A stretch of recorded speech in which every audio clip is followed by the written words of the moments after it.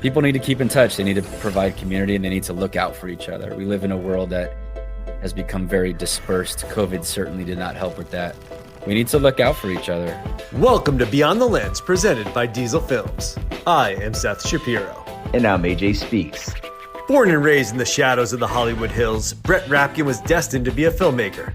As CEO of Podium Pictures, he has created a deep track record of success in producing impact-driven sports films, from narrative to documentary. Most recently, Brett's The Weight of Gold, a documentary produced in partnership with Olympic legend Michael Phelps, detailed the mental health challenges of elite athletes.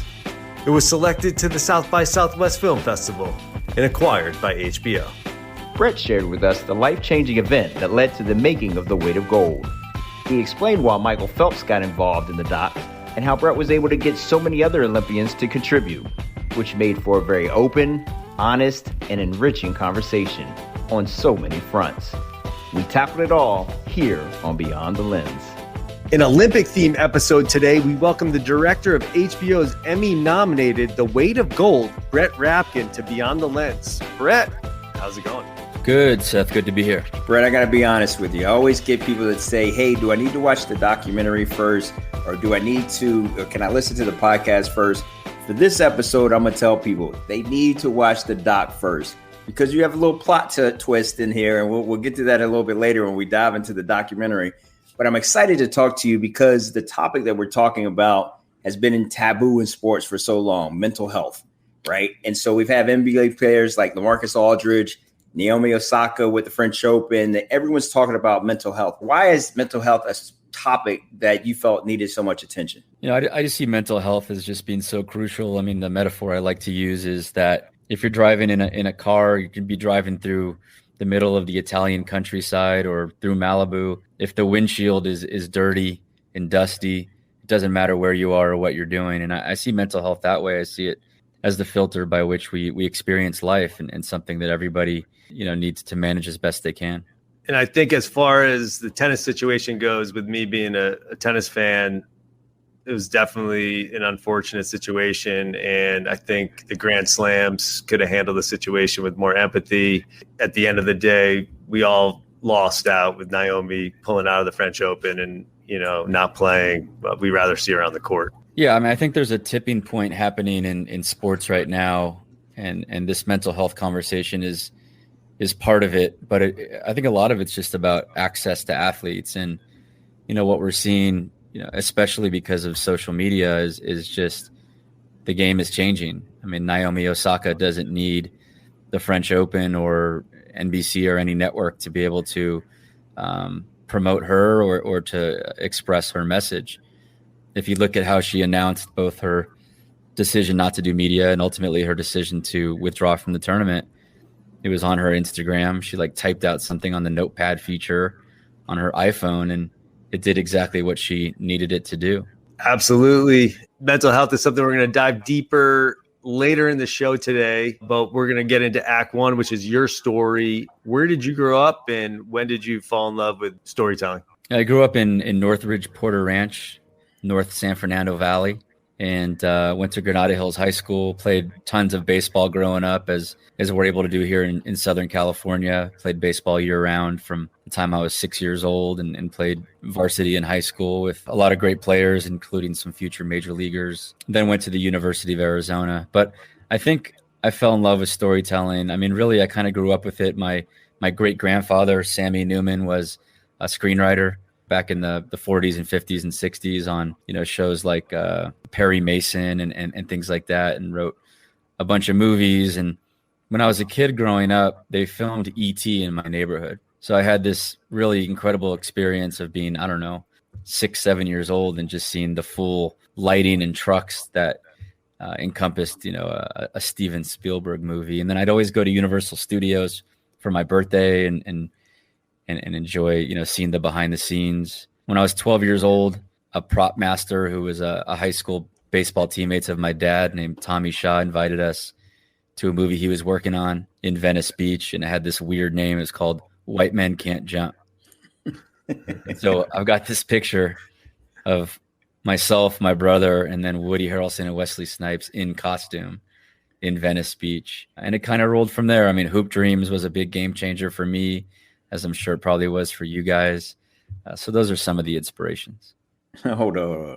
You had E2 shot in your backyard. You were at White Men Can't Jump. That's not a normal childhood when people answer this question. But I want to tie the two together. How did you blend sports and your love for, or your beginning love for film? A lot of it, I think, had to do with Hoop Dreams, to tell you the truth. I mean, I remember being in high school and going to see that movie in a theater. And I think it was sports, it was storytelling, but also the fact that it was real life. Just the way that Steve James did that movie, I think just changed my whole paradigm of what storytelling could be. It's funny because people can't see this, but this is my prop, the Hoop Dreams book. I sit my mic on top of it. So it's funny you brought that up. But for me, it was the book. The book was the thing that I read that sort of sparked that whole interest in all of it. So you're correct on that. Nice. We'll have to put that in the outtakes. So, Brett, I wanted to ask you, after college, you were able to connect with Bill Spaceman Lee, the famous pitcher, and get entry down to Cuba. What was that like, and how did that come about? Yeah, so I had moved home back to LA after my years in Tucson. Had a great time in Tucson. 5 years of my life. Moved back to LA, and I was actually really kind of fascinated in starting to create a career in product placement in film and TV. I just found it really fascinating. My biggest product placement success was in the movie The Fast and the Furious, which was called Redline originally. I'm the guy who made it happen, where Paul Walker says, it's Vin Diesel says to Paul Walker, "You can have any brew you want as long as it's a Corona." I made that happen. But yeah, with the product placement, I realized ultimately it wasn't all that creative. It was more of a marketing job. And so I took a PA job on an MTV show called Flipped and learned a lot. I got a lot of good on-set, documentary style experience. Worked really hard on that, kind of made my way up from PA to doing some producing. And ultimately the show got canceled, as most shows ultimately do. It didn't get picked up. And I was like, I want to do something where I have more control over my career and what I get to work on. And so had heard about the Spaceman and reached out and was able to put together a crew and go to Cuba with him. Well, take us deeper in that. What was that experience like for you? Because everyone can't just, at that time, wasn't able to just go to Cuba. It wasn't easy. So Bill Lee, the Spaceman, was a pitcher for the Red Sox and the Expos. Spent most of his career in Boston and started Game 7 of the 75 World Series. Gave up a big home run to Tony Perez that maybe hasn't landed yet. And then he went to Montreal and walked off the team, which was kind of what we focused on in the scripted film I did called Spaceman with Josh Duhamel. And we had a supporting actor in Spaceman who hadn't quite become a household name yet, Sterling K. Brown, who came in for an audition, which he would never do today on a low budget independent film. And I was like, that guy's got something. And he played Rodney Scott, who was the second baseman on the Expos. But yeah, Bill Lee at the time was still pitching. He was 57 years old. Today he's still pitching in his 70s. And I'm like, we got to capture this because he may not be pitching much longer. And he said, hey, if you can come to Cuba, no problem here. Like, let's go. And so he was going with a team that was on like a humanitarian sort of visa. And we piggybacked on them.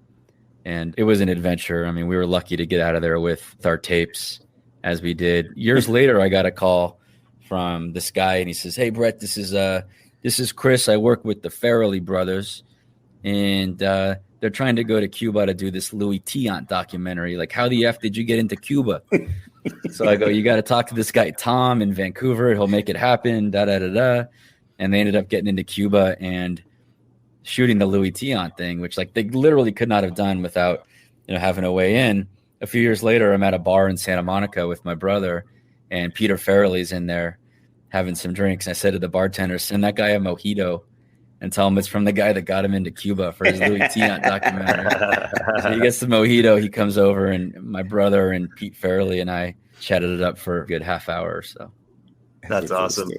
The Farrelly brothers, the most famous filmmakers from Rhode Island. So you had to throw that in there, huh? Oh, yeah. They're big time from Rhode Island. And does one of them still live there? Because I know one of them lives in Ojai. Yeah, I think one of them, they might have a house there. I'm not sure, but that's That's my claim to fame with the Farrelly brothers that were from the same place. Have you ever gotten to buy them a drink? No, your story is much better.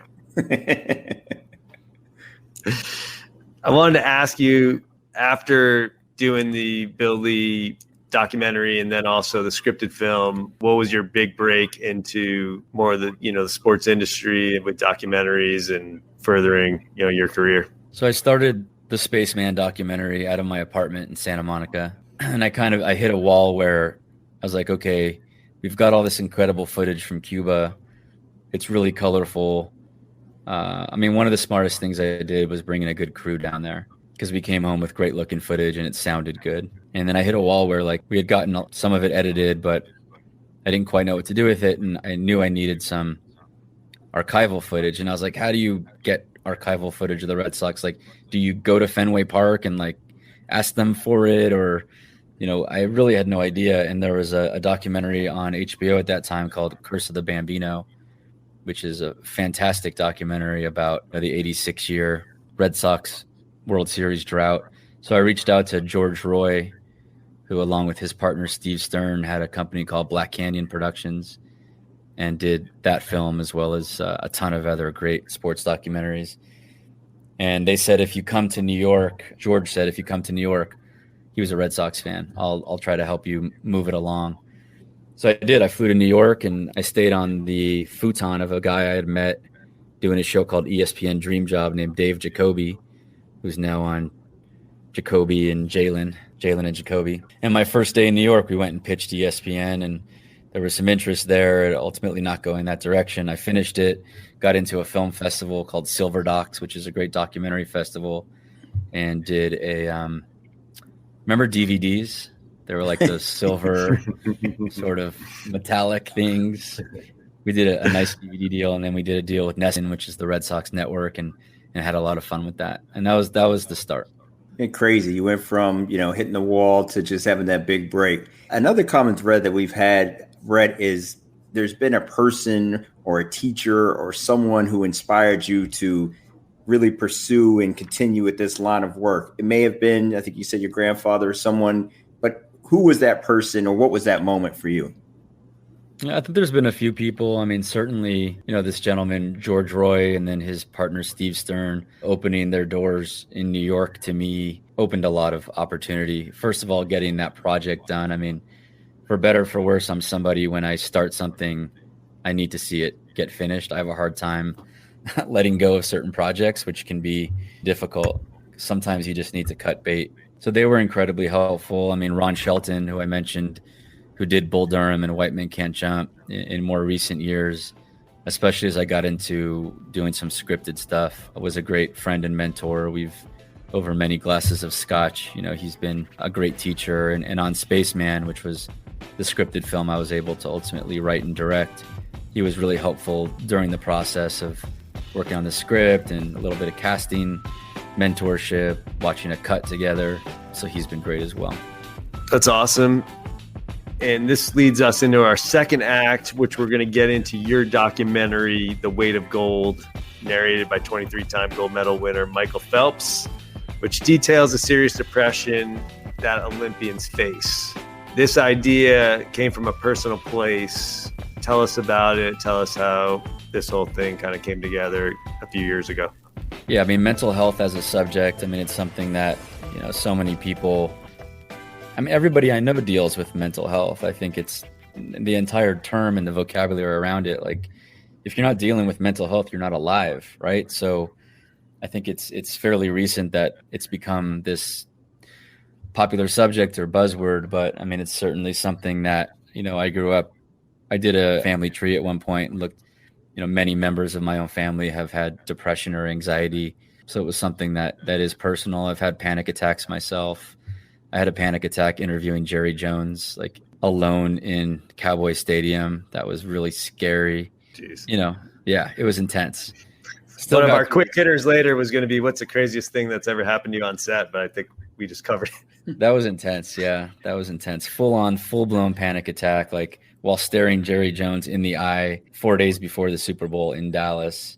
And then getting through it, white knuckle, and then directing him and his wife giving a tour of the stadium and their art collection, like while my knees are buckling. That was intense.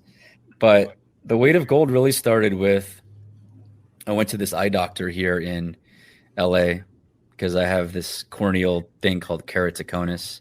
Like one in either 200 or 500 people have it. It's like your cornea takes on kind of a conal shape, and you have to get it. If you get it taken care of, it's good, but if you don't, you can actually go blind. And Stephen Holcomb, the captain of the U.S. bobsled team, had actually gone blind from keratoconus, legally blind. I mean, he was still able to drive an Olympic bobsled. In the doctor's office, he had Stephen's book and some different memorabilia, and I just thought it would make a great little short doc. So I had the doctor made an introduction to his agent and ultimately to Stephen. And when Stephen came to LA for the whole NBC media scrum ahead of the 2018 Winter Olympics, we did a long 3-hour interview. And it was really just going to be a short film. I thought, Under Armour or BMW or one of the other Olympic bobsled sponsors would put it out around the upcoming Winter Olympics. And 12 days after the shoot, we had also gone to dinner in Santa Monica. I got a call from his longtime agent that he had died. He died at the Olympic Training Center, and he lived in basically in a dorm room at the Olympic Training Center in Lake Placid, New York, where we had also shot some B-roll earlier. And I didn't know what to do with it. It was sitting on a hard drive, and it wasn't the most marketable piece of content. Like, hey, I've got this interview with a bobsledder that not many people have heard of, who's dead. But I made some calls. I mean, I spoke to numerous people, and just nobody was all that interested in it, and not surprisingly. And I learned about this post-Olympic depression phenomenon. I read some articles about it and just started to realize how common it was, including, I knew, of course, that Michael Phelps had been speaking out about his own depression in recent years. So I just started reaching out to some of the athletes who either I had relationships with, and reached out to Michael through his longtime agent at Octagon, and started doing some more interviews. And as you see in the film, it's just incredibly common. It wasn't until I did my first interview with Michael, it was in Chicago during a mental health conference that he was doing, where he was, brave enough to share with me that, in his opinion, a lot of the resources for mental health were really lacking, which turned out to be the way a lot of the athletes felt as well. Take me back to the dinner with Steve in Santa Monica beforehand. And I asked because I want to know your technique. I want to know your process when you're setting up to interview someone. Do you talk to them about being vulnerable? Do you talk to them about trying to make them comfortable? What is it that you're going for? And then how were you able to achieve it with him to be able to get all of those emotions and honesty out of him and all your guests that you interview? It's always easier if they've already talked about it. Once the seal's sort of broken, then whatever the subject is, it seems to be a lot more open and honest about that. And for him, his previous suicide attempt and his mental health struggles and depression were something he had spoken about, and he had written this book where he talked about it. So he was open about it. I did that shoot with another NFL Network alumni named Amber Theo Harris, who also went to the same eye doctor. And, we walked away. She felt that Stephen was exhibiting signs of depression still. I didn't pick up on it as much. Some of these athletes who have talked about it, it was easier, but there were others who were definitely less comfortable. There were athletes who didn't show up for their interviews, who we had to reschedule with. But there was a domino effect or a snowball effect where, and I think we're seeing it with Osaka. And, I don't know where weight of gold, or it's hard to say where does Kevin Love or Michael Phelps or DeMar DeRozan fit into this conversation, but there definitely seems to be a snowball effect of more and more athletes and people being comfortable talking about the subject matter. Did you feel like it was your mission, your purpose to expose the depression that these Olympians faced to honor Stephen after he committed suicide? Yeah, I think once we got to a point where other star athletes, Bodie Miller, who's a longtime friend, was willing to talk about the subject. Obviously, the interest from Phelps in not just doing an interview, but being a partner and executive producer. Yeah, I felt a true sense of mission, as you put it. But originally it was, version 1 was the Stephen Holcomb short film. Version 2 was, wow, the Olympians really go on an incredible roller coaster ride of emotions because of the every 4 years and some other factors, but with the assumption that the U.S. Olympic Committee was providing best in class resources like they do for so many things. And then version 3 was when Phelps disclosed that he didn't think that was the case. Then it became even more so a mission of we need to improve this institution. And if this institution isn't providing these things, then it blows your mind to think about how many others aren't. So it seemed like as I was watching the doc, it felt like it was in chapters. You broke down, the rise, the fall, funding, suicide, the retirement, all of those things in chapters. In general, what is your storytelling technique when you're telling a documentary? Do you try to do that, or did that just happen organically? I always go back to the hero's journey. I'm a big believer in that, as I think it's ingrained in our genetics that we love the story of a hero going on a journey who learns and transforms along the way. So I always try to start there. When you're talking about multiple characters and an ensemble sort of cast, I think it gets more difficult. But yeah, I think that I wanted to take the audience through the journey of being an Olympic athlete from childhood to the high of going to the Olympics. I think we really captured, Sasha Cohen really nailed it, in her soundbite, and Simon Tafik, our composer, with the music that he utilized of the ethereal, larger than life moment of you're on the bus and you're going to your event and you know that you're going to get back on that bus and life will never be the same.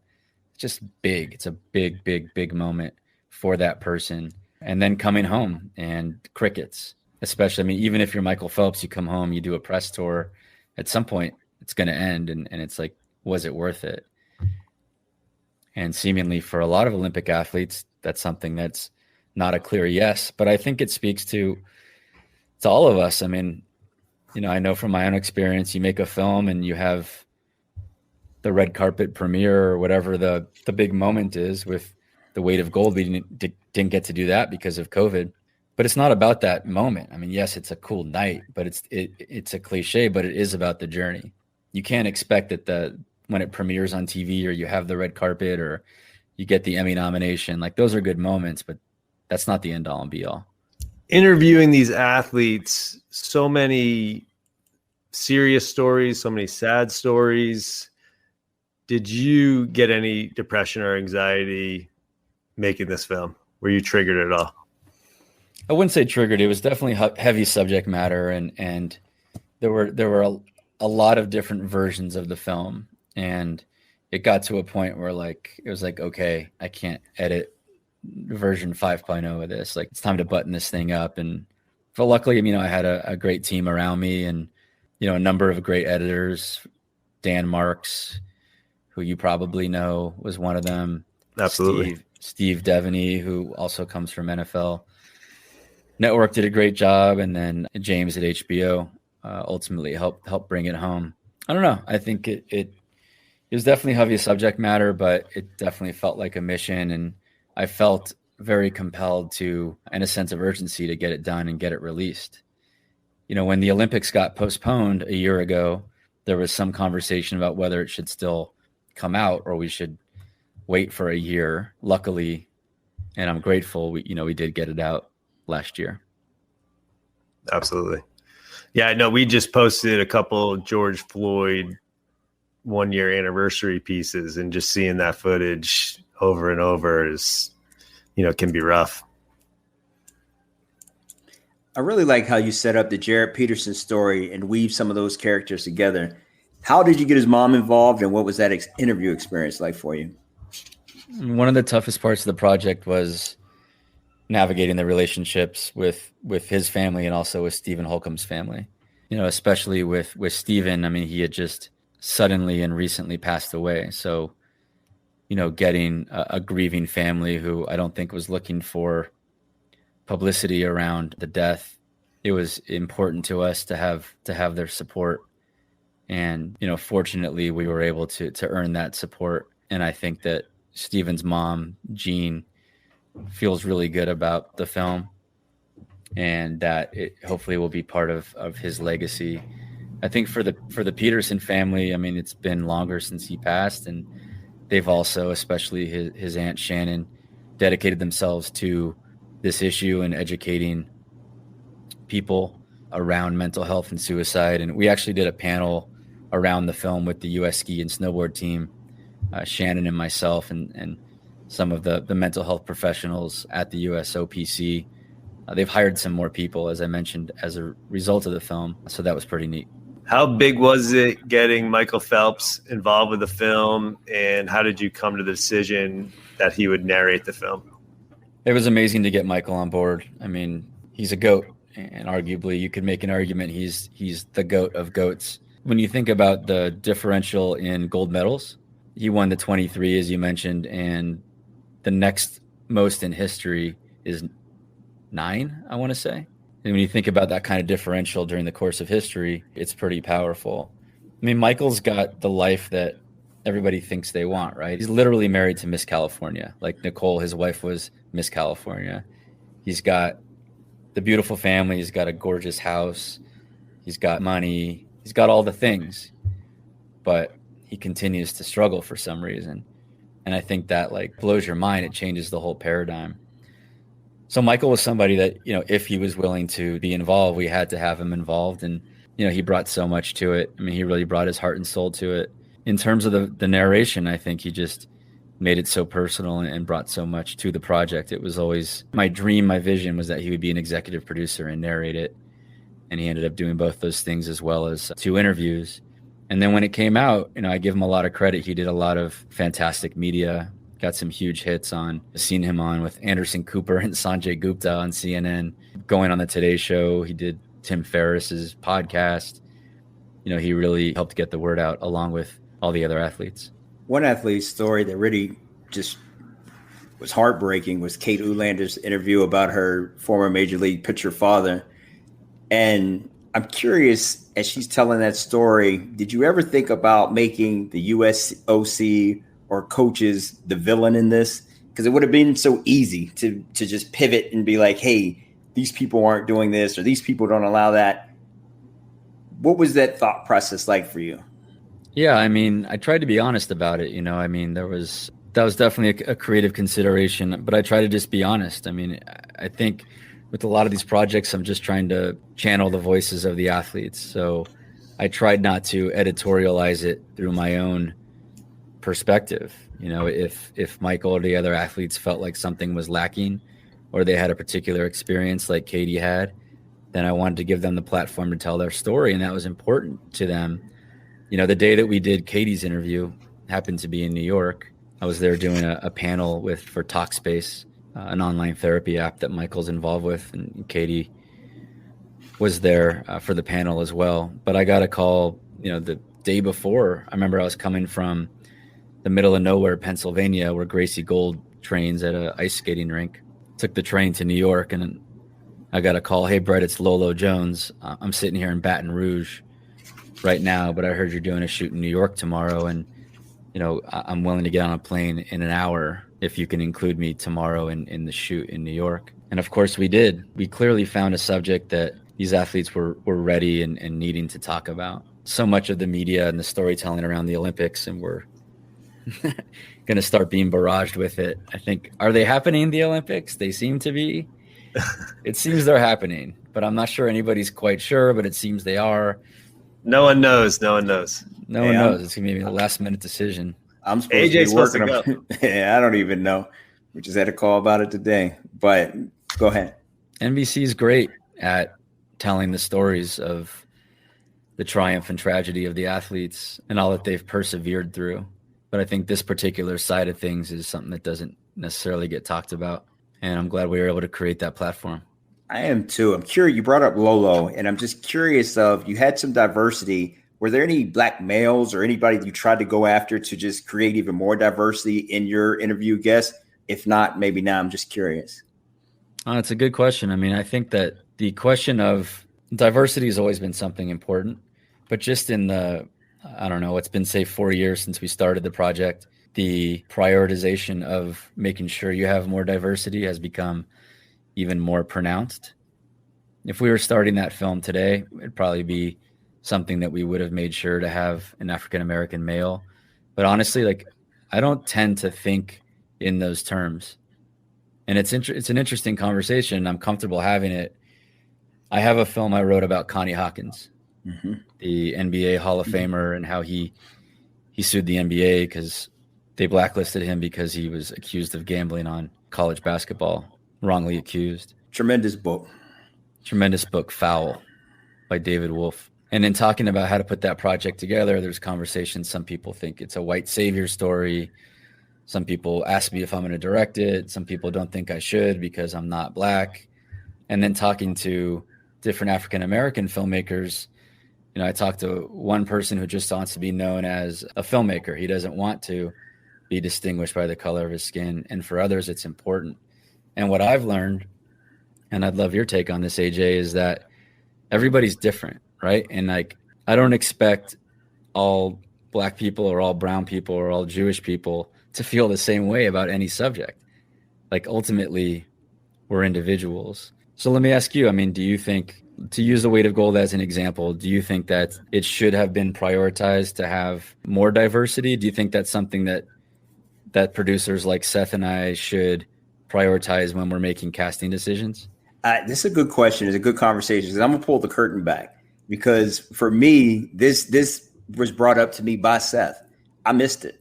I totally did not. It did not jump out to me that you didn't have a Black guy on there. I saw Lolo. I saw all the different people and the faces, and mental health, having a master's degree in counseling, it sat with me. So I was deep into the conversation of what we're talking about, and I missed it. So I'm going to bring Seth into that, and we can continue this conversation. But Seth, why did that stand out to you? I was actually in the car thinking about the film and thinking about some other things in the film. And then I thought to myself, wait a second, was there any African Americans in the film? And then I said, let me call AJ and ask him about that, if that bothered him or not. And as I called him, I said, oh, wait, Lolo Jones was in it. And he's like, yeah, she's mixed race. But there was no true African-American in the film. And when I thought about the Olympics, that the Olympics are very segregated. And then I also know that mental health is a big stigma in the African-American community with men, and they don't want to talk about it and they can't talk about it. So it just it came out of nowhere, but I thought about it. So I didn't know if any outreach had been made. What was the list? If you said, okay, we have 10 great Olympians, we have Shaun White, we have Apollo Ono, we have Lolo Jones, we have the biggest names in the world. Is that it? Or do we need to kind of do some more digging as far as casting the film? That's where I ended up with it, to be honest with you, is that I know people aren't comfortable talking about it, And so to answer your question, Brett, it wasn't, and not to diminish Lolo and identify her for her. I don't know how she identifies herself. It was just noticing there weren't any males that looked like me after Seth brought it up. But I also know people aren't comfortable having that conversation. And then to talk about what you were bringing up with Connie Hawkins and Foul, I have a feeling, for me, I want the story to be told, and I want the story to be told well.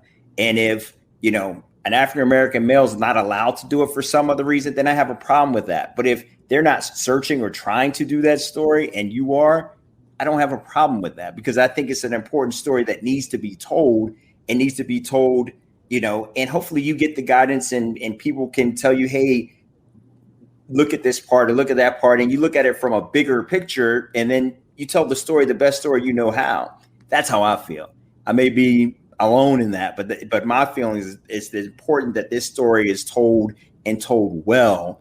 And you look at it from several people's point of view. It's like Green Book? People were so upset about that movie, but I felt like no one had made the movie. It's important to share the story. So, we've digressed a little bit, but I think it's an important conversation to have. What do you think, Brett? No, it's a great conversation to have. And the fact that we're even having it right now is fantastic. With, say, Connie Hawkins as an example, what I decided to do was get some feedback from, people like Howard Bryant, who's a legendary sports writer who happens to be African-American. And because we all have our blind spots, and getting those different perspectives is, you can't lose. I think one of the things I've learned about any sort of creative process or life in general is just not to be afraid of feedback. It's just feedback, and it's all good. With The Weight of Gold, the casting process, so to speak, really was pretty organic, where I'd interview an athlete and they'd say, you should talk to so-and-so, or, Lola was friends with Katie, and the athletes started making introductions to each other. There was never really a thought of like, let's make sure we have the united colors of Benetton represented across the film. Maybe there should have been, but it's an important consideration. You did a very clever thing, which I felt was including that Steve Holcomb interview as if he were alive. Like, I did not know when the plot twist came, and boom, that was a oh shit moment for me. Why did you choose to set things up that way? Yeah, there was one of the most, not debated, but talked about creative elements of the film was how to treat Stephen's death. And there was an early version where it was at the top of the film, and it was the inciting incident, if you will, of why the film happened. And that was a version that I probably would have narrated that would have been more of, from the perspective of my journey making the film. But as somebody said to me, when Michael Phelps wants to narrate your film, you get out of the way and let them. And so ultimately, it followed Michael and the athlete's journey from childhood. And yeah, ultimately we decided that revealing Stephen's death later in the film would have the most impact. It did. It did for me, because, we talked about the earlier death that you mentioned. I'm like, okay, this is, it happened. And then you hit me with that one, and I'm like, holy cow, I did not see that coming. But it's just the gravity of it. It just pulls you in. And I think you were at that stage where, you had transitioned maybe from retirement, but it was just really well done. And so I applaud you on that. Yeah, thanks. And I mean, even during the post-production or production phase of the film, there were numerous other Olympic athletes who died by suicide. So, and now I'm the guy that whenever something bad happens in the Olympic world, everybody texts me about it. So, we tried to include a number of those other athletes, of course, but things seem to be moving in the right direction. I think that the conversation that's happening, the openness, I mean, so many people just don't talk to anybody because they're uncomfortable, or for a lot of athletes, they're afraid of losing their job. They're afraid of, if they tell coach they're suffering, they're going to lose their spot. So there needs to be some sort of like confidentiality. There needs to be somebody on all these coaching staffs and all these workplaces where people can feel safe, especially if they're really suffering, to get the help they need without worrying about losing their spot, whether that's at Google or on the Olympic bobsled team. I wanted to ask, how has the reaction been from the USOC?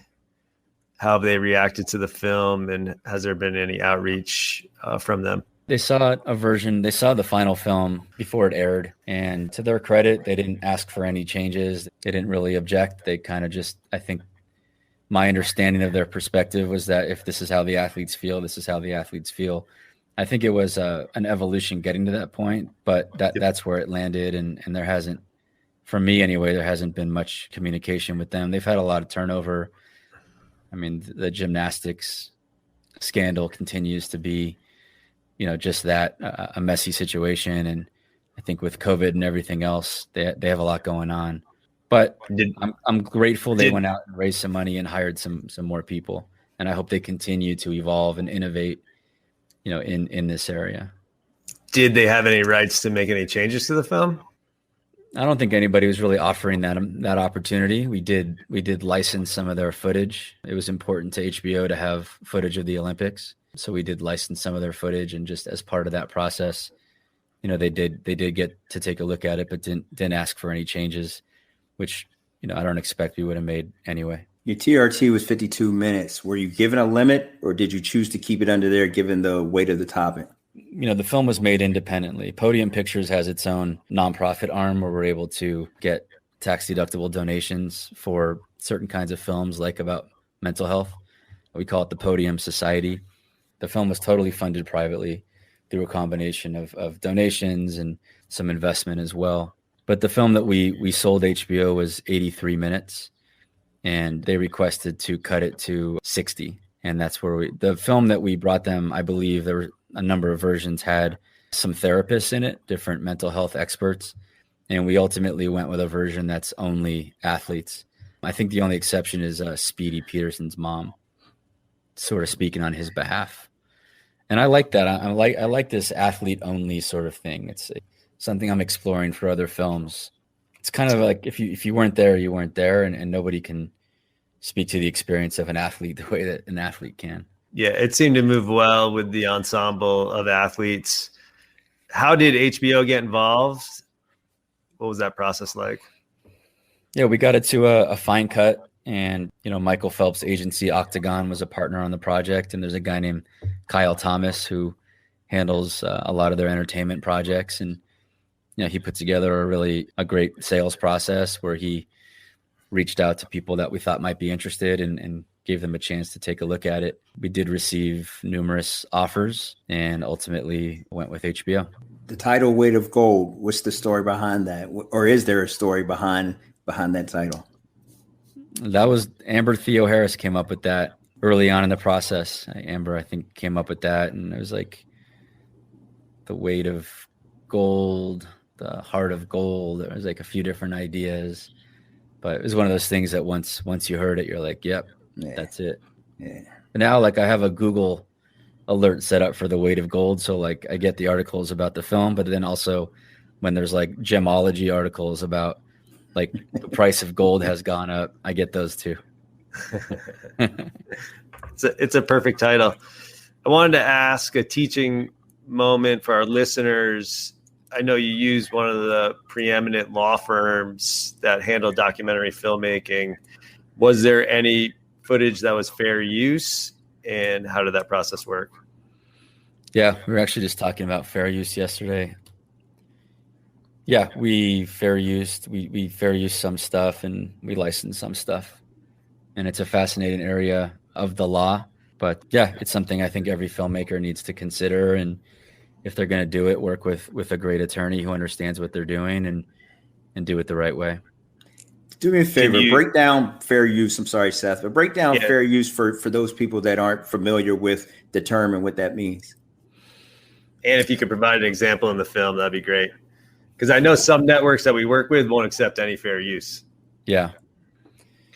Yeah, fair use is it's part of it. It's a copyright law issue. And through the courts over the years, they've determined that if you utilize third-party elements, I think whether it's footage or photos, and you do it in a specific way, there's 3 or 4 sort of principles that you have to follow, that it's allowable. An example from the film, I think it's something where it has to correspond to the sound, what the interview subject is talking about. So if Shaun White's talking about coming home from the Olympics and, being depressed, and we show a clip that's from when he was a kid, it doesn't match up. So we had to find a clip that actually matched up to the time period he was talking about. And then that shot of him, whether it's at the Olympics or somewhere on the slopes looking serious, that could be deemed as fair use. Yeah, I mean, there's definitely some subjectivity to it, and that's why it's so important to have, an experienced attorney to review it thoroughly and give you feedback on it. Seth, what's been your experience with it? Have you ever gotten to utilize that? Or well, the last docuseries that I helped produce was a Baker Mayfield documentary for Fox Sports, and they won't allow fair use footage, so everything needs to be licensed. We also did the U.S. Open show for Fox Sports with Adam Goldberg and Dan, actually, and they don't allow fair use either. So it's the same Fox Sports. So a lot of the networks that I work with were like, oh, this is fair use. We don't need to pay for it. And they said, their legal counsel says we don't accept fair use. Everything has to be licensed. So, yeah, I think every network's different. And certainly if something's being done by an independent production company, from what I understand, that can be sort of a different thing than if it's being produced internally or commissioned by a network. But I give HBO a lot of credit. They're a very filmmaker friendly place. They had a lot of great, notes as we whittled down the film from 83 minutes to 60 and changed the entire open of the film because of COVID and needing to address that highly unpredictable situation that we weren't expecting the Olympics to be postponed for the first time in history. That wasn't part of the release strategy going into it. But, Bentley and her team at HBO were, incredible to work with. We got to work with Rick Bernstein, who had been there forever, as he retired like during the course of the film, which was a planned retirement, not COVID related. Appreciate Peter Nelson, who's not there anymore, championing the film as well. Just a great team there who we're excited to work with again soon. Did anything hit the cutting room floor that you fought for but was unable to include? Now, I know, a lot of the interviews and those things, and that seemed to make like a smart decision, but was there anything else that you're like, man, I really wanted to include this, but I wasn't able to? I don't think so. I think most of the crucial parts, made it in there. Yeah, we were able to keep it in. Super happy with how it turned out, and I don't think we left anything on the floor. I know some people felt like the film was too short, which I thought was interesting. I don't know. What did you guys think? Should it have been longer? No, I thought the timing was good, to be honest with you. And I'm going to tell you, for me, it was because of the weight of it. I felt like it flowed. I think sometimes when it's too long, you feel like, oh man, I'm not going to make it through this whole 2 hours or hour and a half, whatever it is. But for me, that 52, that under an hour felt like the right timing.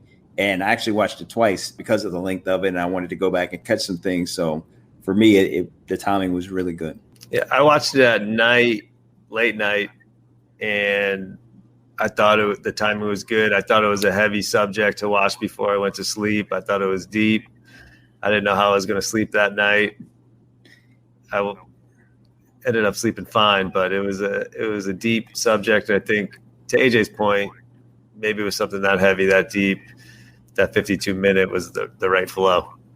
And I'll tell you what, Seth, because you told me that, I watched it in the daytime so that I would do it. And then Katie wanted to watch it, so she ran it back. And so then I ended up watching it again, and we had a really good, healthy conversation about it. So, Brett, I don't know who your target audience was or what your target, but for us, it was just healthy to be able to converse in this way about athletes and sports. We both work in sports. And so just having that conversation was extremely healthy. Did you have a target audience for this? I think it's everybody. This is an issue that affects all of us, regardless of age, gender, color of our skin. We all have brains. We all have emotions. Yeah. Life has a way of giving us all a turn in the barrel, as they say. I find the older I get that, nobody, gets through this life without dealing with some kind of adversity. Some of it's more difficult than others, but it's a very personal thing. It's how you interpret it. It's how you frame it.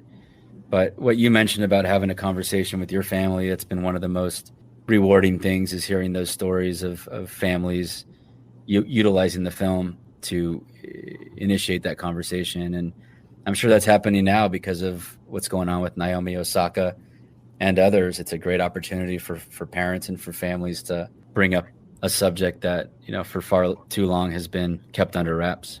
And I thought you did a nice job of wrapping it up at the end and putting the information on how you can contact people. Was that something that was imperative for you in order to put a bow on it, if you will, to give people a place to go seek help if they need it?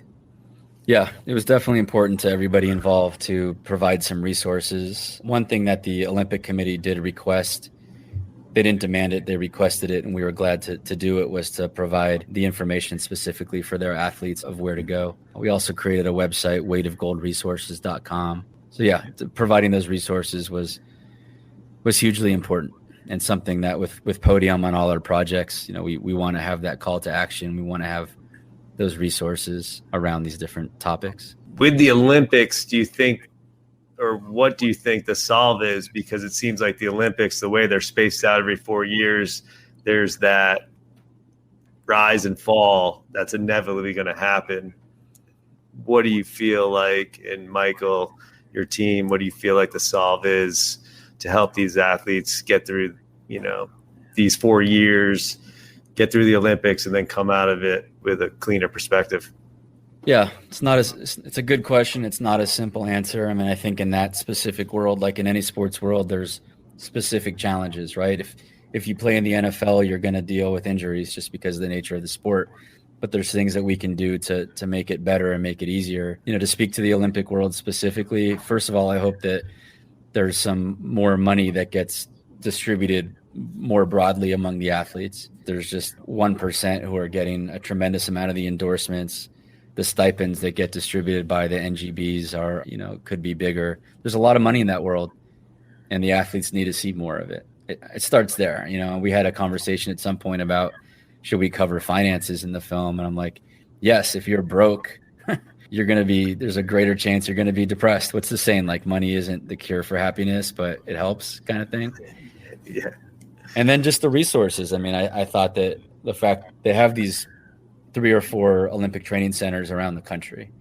You've got Lake Placid. There's one in Chula Vista down near San Diego, Colorado Springs. And I think there's one more I'm not thinking of. But having full-time therapists there seemed like a no-brainer. And my understanding is that that's part of what the new funding that Gary and Yuka Reichel, who are philanthropists up in Big Sky, Montana, help provide some funding to hire more of those people. Community, I think, is a big part of it.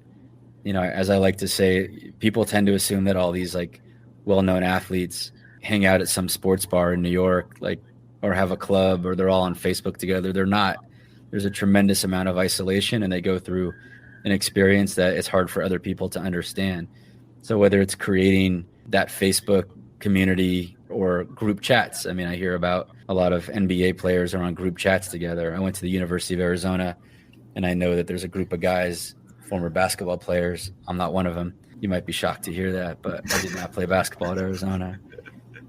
People need to keep in touch. They need to provide community, and they need to look out for each other. We live in a world that has become very dispersed. COVID certainly did not help with that.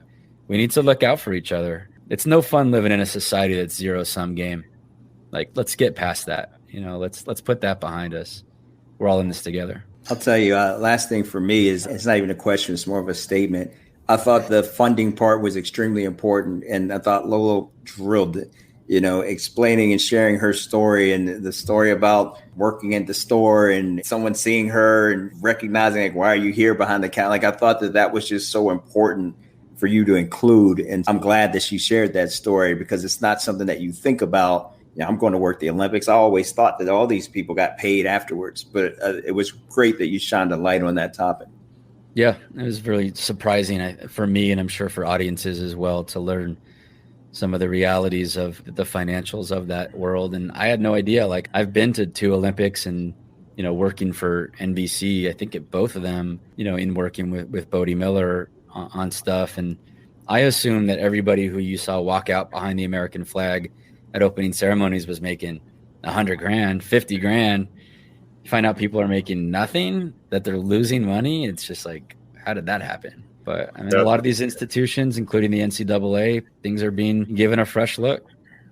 I mean, pretty crazy to think Lolo Jones, one of the more famous Olympians, was making smoothies at a gym. I mean, that was pretty nuts. I did work with Apollo Ono at the 2012 Olympics in London, and I know he was one of the few winter athletes that could actually make some money doing speaking engagements, doing sponsorships. So, I mean, the money's just not really out there unless, like what Apollo talked about, unless you're a gold medal winner, you know, you're not making anything.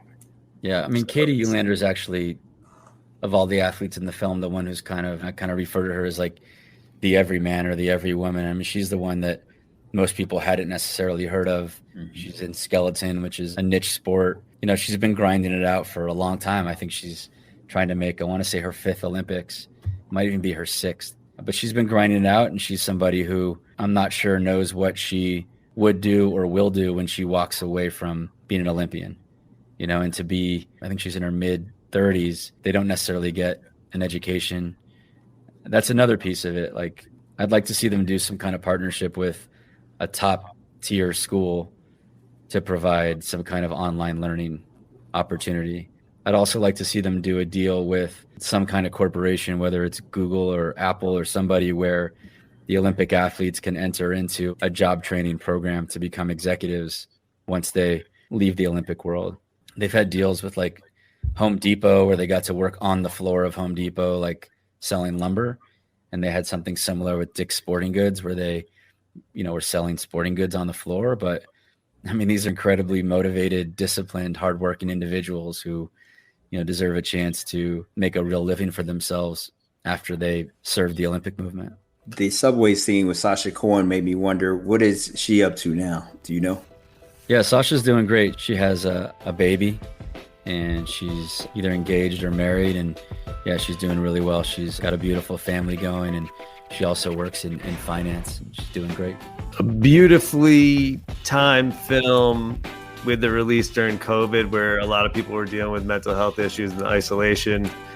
And then now also with the Naomi Osakas of the world, the LaMarcus Aldridges of the world. I think it's a film that everyone needs to watch. The Weight of Gold on HBO Plus. Definitely check it out. We're going to get into Act 3 right now. Some quick hitters. You don't need a deep dive. What is your opinion on athlete-produced documentaries? Love them. That was quick. You could have dinner with one filmmaker or a writer. Who is it and why? Ron Shelton. He always has a good scotch. Favorite sports documentary? Hoop Dreams. Some of these you've already answered. Person you've interviewed or worked with that has made the biggest impression on you? Michael Phelps. That's a good one. Do you prefer documentaries with voiceover or sound bites only? It depends. People talk about voiceover being a crutch. I think it's a great tool. I'm a fan when it makes sense. You know, one thing I didn't ask you, but I wanted to get in real quick, was the Michael Phelps underwater shooting in the documentary. How did that happen? Why did that happen? You can go a little longer. This is not my quick hitter, but I just wanted to know that. It's a great story. I wish I could take credit for it. That is raw footage from an Under Armour commercial. I reached out to a marketing executive at Under Armour, and we were able to get the raw footage from a beautiful commercial that they produced. Yeah, and it was a fantastic piece of the film. I'll tell you what, it was a great way for you to incorporate it, because it felt like it was your shoot that you did specifically for The Weight of Gold. Yeah, if you can see the commercial itself, I'm trying to think of the name. It's online on YouTube, and they use a great song by a band called The Kills. Rule Yourself. If you Google Michael Phelps Rule Yourself, you can see the original commercial. It's fantastic. You did that without looking. That was impressive. That was all from memory. I think I've seen that one. That's an advantage right there of having Michael Phelps as an executive producer on your film. Indeed. One piece of advice that you'd give any of our listeners that want to make a documentary? Go do it. Figure out a way to do it with what you can raise. Don't wait. Don't expect a network to pay for it. Don't expect a network to distribute it. If there's something that you have a burning desire to tell, you have access to it, there's no excuse not to go make a documentary about it. How do you find your documentaries? How do you know which story you're going to tell next? They find me. I see a story. I see a book in a doctor's waiting room, and I say that's something I've got to try to do. And what is next for you? I want to do more social impact sports films. I want to do more mental health documentaries. We've got 2 new ones already in pre-production. And then just to cover, I want to give athletes a great platform to talk about the things they want to talk about, and provide them a lot of support to do it right and get the word out, and use these films as rocket fuel to make the world a better place. Who would you want to hear in this podcast focusing on sports documentaries? You already had Anthony Smith. We did. It's a good question. I'd love to hear from some of, like, you're seeing some of these projects like The Day Sports Stood Still with, let's say, Antoine Fuqua directed it. I'm always interested in, directors who come from the scripted world and them getting the chance to make documentaries, because I think there's definitely some crossover, but it's a different skill set. I got to work on a 30 for 30 that John Singleton did, and it was fascinating watching him, work in that genre. So I'd say maybe someone like Antoine Fuqua, who's doing documentaries, who usually does mostly scripted. That's solid. That is solid. I have a question. Would you ever want to hear from the people that make the decisions, like the Rick Bernsteins of the world, or people at ESPN? Would that have any interest to you of hearing how they go through their process involved in a documentary, or no? In terms of the making of it, or what projects they choose to get behind? It would probably be the latter, what projects they choose to get behind as opposed to the making of it, since, they probably just give their notes and that, if it's them in that aspect. No, for sure. I'm totally always fascinated to get a chance to ask that question. I think as filmmakers, we tend to come up with things that we want to make and hope there's an audience for it. But if your goal is to get it distributed on a platform like HBO, you have to give some consideration to what they're actually looking for. Noted. Absolutely. Well, we are 4 days from the Emmys, so good luck with that. Hopefully you bring home some gold next week. And Brett, I just want to thank you so much for your time. It was a very insightful conversation, and we are wrapped. A special thanks to Brett for going deep on the important topic of mental health and giving all of us filmmakers inspiration to go out and create our next great project. Please subscribe, rate, and review the show, and if you do, we'll give you a big shout out or even bring you on. If you liked what you heard, please share with your friends. We will be back next week with another great episode of Beyond the Lens. Be sure to stay tuned, and that's a wrap. And I'd like to give a special thanks to our editors, Jacob Gorenberg and Andrew Holman, and our production assistant, Candace Evans.